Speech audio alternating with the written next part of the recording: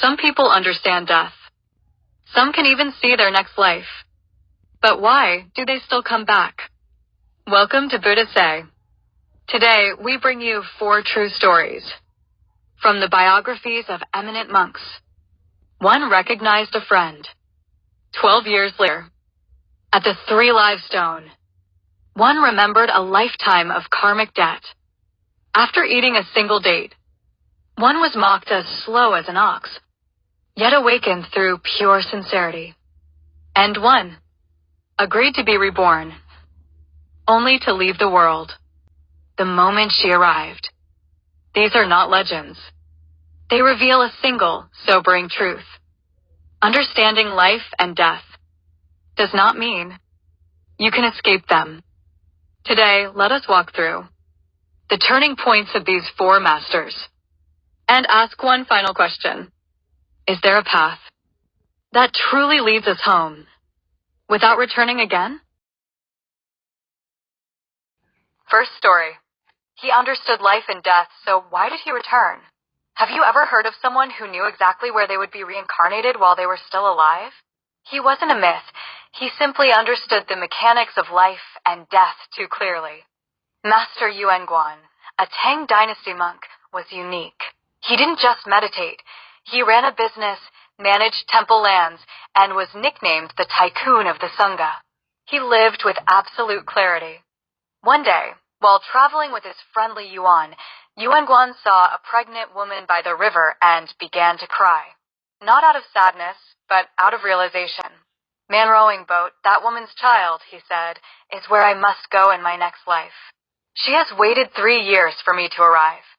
He told Li Yuan, 12 years from now, on the mid-autumn night at Tianju Temple, we shall meet again. Then he sat in meditation and peacefully passed away.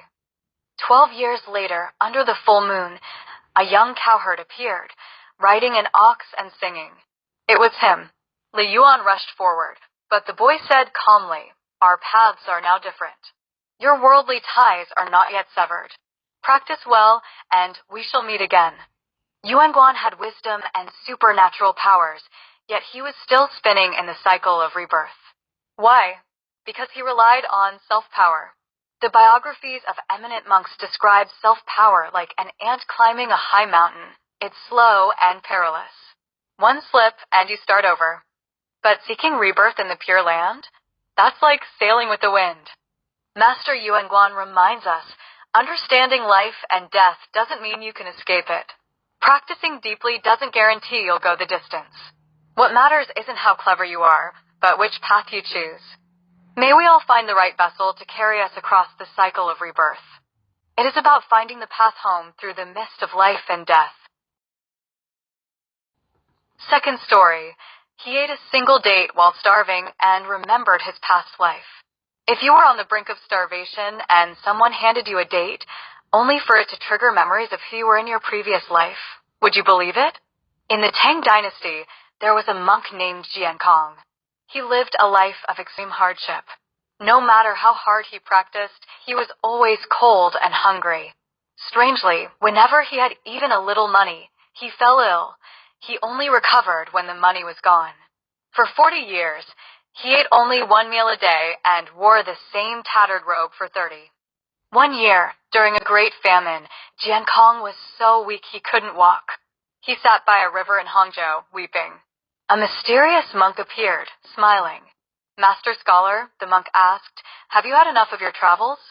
Jiankong was confused. The monk continued, "Don't you remember? In your past life, you were a great lecturer of the Lotus Sutra at Tongda Temple in Luoyang. The fire of hunger has burned away your memories," the monk said. He took out a date as large as a fist. "Eat this. A wise man will know the future. An ordinary man will at least remember his past." Jiankong ate the date, drank some spring water, and fell into a deep sleep. When he woke, everything was clear. The past lectures, the vows, the spiritual friends, it felt like yesterday. Jiankong wept and asked where his fellow practitioners were. The monk replied that some had become generals, some were still lost in reincarnation.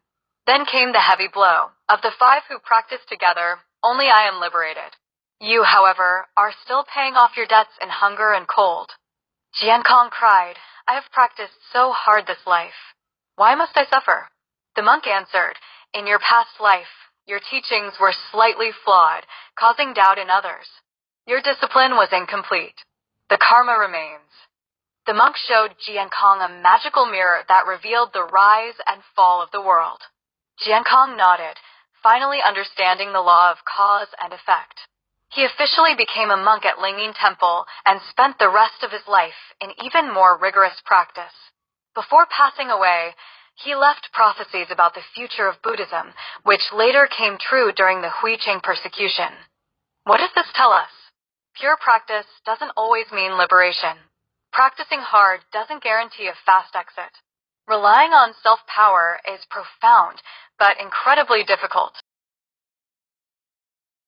Third story. Withholding dharma in a past life leads to dullness in this one. In the Tang dynasty, there was a monk named Fayun. He was a kind soul, but naturally very slow. He joined the monastery at 12 and could endure any hard labor, carrying wood, fetching water, but no matter how hard he tried, he could not memorize a single line of scripture. After 30 years, his peers ridiculed him and gave him the nickname, Oxyun. One day, he asked himself, "Why am I living in such ignorance?" During a massive blizzard, he walked barefoot across Mount Wutai, prostrating at every step and chanting the name of Manjusri Bodhisattva. He ignored the cold and hunger, seeking only one thing, wisdom. He asked everyone he met, "Where does Manjusri live?" Finally, in the deep snow, he encountered an old man warming himself by a fire. The old man said something startling. "In your past life, you were a teacher of Dharma, but you were greedy for offerings and withheld the Dharma from others. Because of this, you were reborn as an ox, ignorant and dull. It wasn't a curse, it was the law of karma." In the next moment, Fayun collapsed and coughed up blood. When he woke, the old man was gone. In the sky, auspicious clouds and a divine halo appeared as Manjusri Bodhisattva departed on a lotus. From that day on, all the scriptures and theories he had studied in his past life flooded back into his mind. He was no longer Oxyun, but a vessel of wisdom. Wisdom is not just the effort of this lifetime. Dullness is sometimes the echo of past karma. If you are willing to pay the debt and seek with sincerity, your fate will turn. Never be stingy with the truth, nor seek vanity in your path. Karma is never late, and a single turn can change a lifetime. Fourth story. He promised to reincarnate, then left the moment he was born. In the Song dynasty, there was a high monk named Master Haiyin. At over 80 years old, he lived at Dinghui Temple in Suzhou. For years, he was supported and offered alms by a local family. One day, the head of that household asked him, "Master, would you be willing to be reborn into our family in your next life?" Master Haiyin simply gave a faint smile and nodded.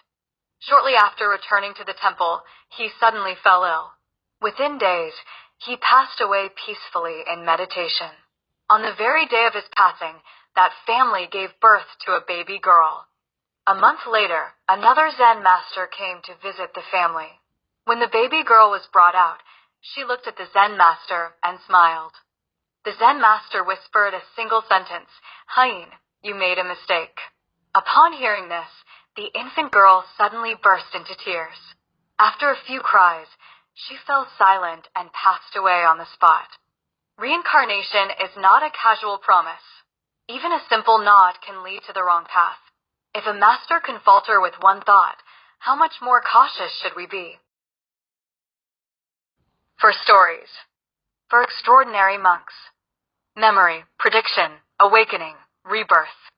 None of these are ordinary abilities. And yet, none of them immediately ended samsara. Why? Because seeing karma is not the same as cutting its root. Because remembering past lives is not the same as dissolving self-grasping. Because even clarity can coexist with subtle ignorance. Closing. These stories are not about miracles. They are reminders. Seeing karma is not freedom. Remembering past lives is not liberation. Until the root of self-grasping is seen, the wheel keeps turning. The question is deeper. What keeps the cycle turning? And if we do not examine that root, we may return again, even with full memory. Perhaps that is why the teaching of emptiness is not philosophy. It is necessity.